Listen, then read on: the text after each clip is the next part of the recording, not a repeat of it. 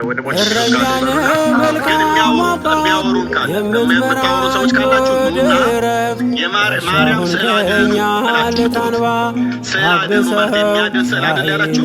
ራሱን ከቀዳጅም ይሁን ከጨምዳጅ እጅ ራሱን ያላዳነ ስዕል አንተን ሊያድንህ እንደማይችል ዓለም አይቷል፣ ዓለም አውቋል ማለት ነው። እና በዚህ ጉዳይ ላይ የምታወሩ ካለ በእውቀት ኑና በእውቀት እኛ ፎቶአችን ምንድን ፎቶ አንቀድም ያደረጉ ሰዎችን የሚሆነት እየተቃወመ ኃጢአቴን የሸፈንከው በሰው ፊት የታየውብህ ነጩ ልብሴ አንተ ነህ መሰደብ የሌለባት እንኳን በሰው ፊት የታየውብህ ነጩ ልብሴ አንተ ነህ።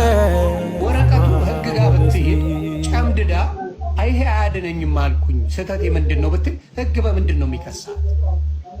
ዩቴልሚ ህግ በምንድን? የሃይማኖት መከባበር ከስዕል ጋር ነው። ሃይማኖት ምን አገናኘው ከስዕል ጋር? ከስዕል ጋር የሙጥኝ ያለችው ኦርቶዶክስ እንጂ ሌላ እምነት የለም። የሙጥኝ ከስዕል ጋር ሰው አጠፋበታለሁ እገልበታለሁ የምትለው ኦርቶዶክስ ናት። ሌላ ዱርዬ ብቻ ነው ማርያምን የሚከተለው ይቅርታ የሚያመልከው አለ። ዱርዬ እሺ ጥሩ ወገኖቼ እንደሰማችኋቸው ነው። ቆይ ተረጋጋ።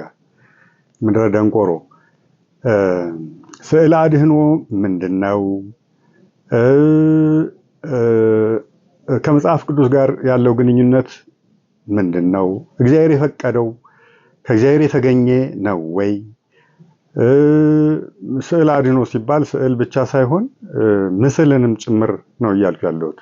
ምስልና ስዕል ከእግዚአብሔር የተፈቀዱ ነገሮች ናቸው ወይ? እንዴት ተፈቀዱ? መቼ ተፈቀዱ?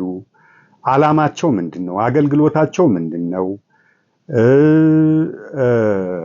ጣዖትስ ምንድነው? ጣዖትንና ስዕልን እና ምስልን ምን የሚያገናኛቸው ነገር አለ? እግዚአብሔር ከተናገራቸው ቃላት ተነስተን በዝርዝርና በጥልቀት የማያዳግም ምላሽ እንሰጣለን። እዚህ ላይ አሁን ግን ምን ያህል ነው ሰዎች ይሄ ቀለሜ የሚባለው ኤርሚያስም ሆነ ዮናስ የሚባለው ምን ያህል ደንቆሮና ግብረ ገብ የሌላቸው ምንም በማያውቁት ነገር የሚቀባጥሩ ራሳቸውንም የማያውቁ መሆናቸውን ለመግለጥ ለማመላከት ለማሳየት ከራሳቸው ሎጂክ ተነስተን ጥያቄ እንጠይቃቸዋለን።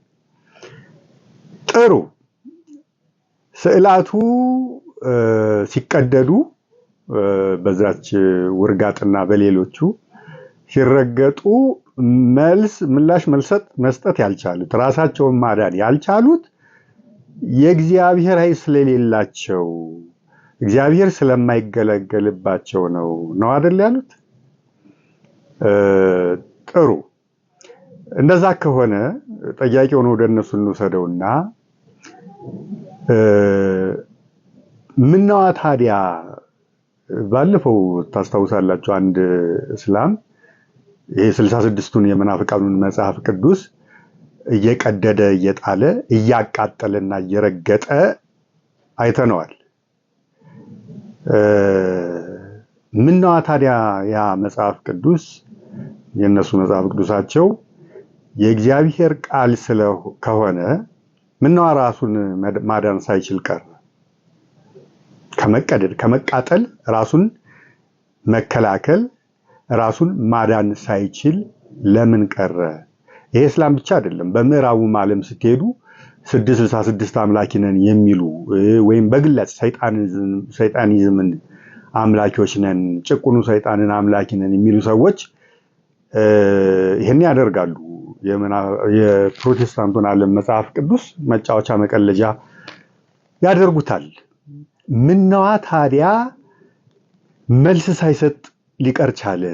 መጽሐፍ ቅዱሱ እንደዛ መቼም መጽሐፍ ቅዱስን ከስዕል አሳንሳችሁ እንደማታዩት ተስፋ እናደርጋለን። በእኛ ቤተክርስቲያን መጽሐፍ ቅዱስም ቅዱሳት ስዕላትም አንድ ክብር ያላቸው እግዚአብሔር የሚከብርባቸው የሚገለገልባቸው እንደሆኑ እንዲያውም ለቃሉ የበለጠ ክብር እንሰጣለን። ለቅዱስ ቃሉ ብለን ነው የምናምነው። እናንተም እንዲህ ብላችሁ የምታምኑ ከሆነ ምነዋ ታዲያ መጽሐፍ ቅዱሳችሁ በእንደዚህ አይነት ቆሻሻ አስተሳሰብና አመለካከት ባላቸው ሰዎች እንደዛ ሲረገጥ ሲቃጠል ሲቀደድ መልስ ሊሰጥ ሳይችል ቀረ? ምነዋ ራሱን ማዳን ሳይችል ቀረ? መጽሐፍ ቅዱሳቸው ብቻ አይደለም፣ በምዕራቡ ዓለም ዛሬ እንደምታዩት እንደምትሰሙት ይሄ ቤተክርስቲያን ይሉት የነበረው ወና አዳራሻቸው አማኝና ተገልጋይ አጥቶ እየተዘጋ ለጭፈራ ቤት፣ ለሱፐርማርኬቶች፣ ለነዳጅ ማደያዎች እየተሸጠ ዛሬ ያ ጸሎት ቤት የሚሉት ወይም ቤተክርስቲያን የሚሉት አዳራሻቸው የጭፈራ ቤት፣ የመጠጥ ቤት፣ የዳንኪራ ቤት ሆኗል። ያ ቤት የእግዚአብሔር ቤት ከነበረ ቤተክርስቲያን ከነበረ እንዲህ አጋንንት መጫወቻ ሲያረጉት ተረክበው መጫወቻ ሲያረጉት ምነዋ ፈጣሪያቸው ዝም ሊል ቻለ ነው? ወትሮውንም ቀድሞ ነገር ያ ጸሎት ቤታቸው ወይ ቤተክርስቲያን ይሉት የነበረው ቤተክርስቲያን አይደለም ማለት ነው። እግዚአብሔር የማያውቀው ቤተክርስቲያን ያልሆነ ነበር ማለት ነው። መጽሐፋቸውም እንደዛው መጽሐፍ ቅዱስ ያልነበረ ስለሆነ ነው ወይ እንደዛ ሲያደርጉት መልስ ሊሰጥ ሳይችል የቀረው ብለን እንጠይቃለን። እና ደናቁርቱ ማስተዋል የተሳናቸው ቀለሜና ዮናስ ለዚህ ምን መልስ መስጠት ትችላላችሁ? ጥያቄው ኳሱ ወደ እናንተ ተመልሷልና እስኪ መልስ ስጡ፣ ወንድ ከሆናችሁ። አመሰግናለሁ።